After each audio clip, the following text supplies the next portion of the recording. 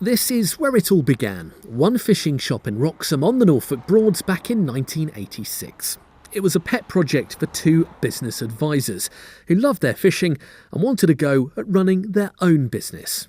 But now it's become this, known as Angling Direct, and yesterday floating on the London Stock Exchange for the first time. Martin Page was one of those two original founders and says things have come an awfully long way. So back in 1986, 20th of April it was, we opened the doors of the business at Wroxham we just bought and took £20.40 that day. Ooh, that was quite a rude awakening on first day. You know, that was a lot lower than we were expecting. They've now got a network of 15 modern shops all over the country, after leading the way with the idea of angling superstores. They've got a YouTube channel, a booming website, and this distribution centre in Wroxham on the edge of Norwich with a turnover of around £27 million.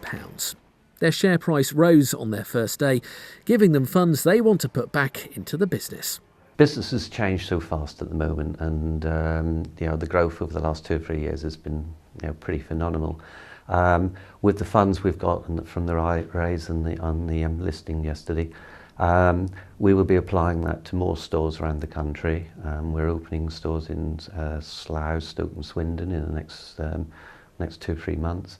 So we'll apply it to new stores, obviously a lot more development online. They even have their own photography studio to feed their website, which produces around half of all their business, with their products heading off all across Europe. They're now planning to open up their website in different languages too. But how big can they go?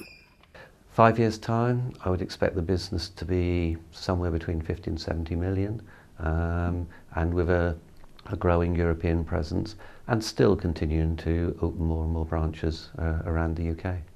It was the hobby then that turned into a market-leading business. Not quite what they were first expecting when they took the plunge more than 30 years ago. Neil Perry, Mustard TV, Wroxham.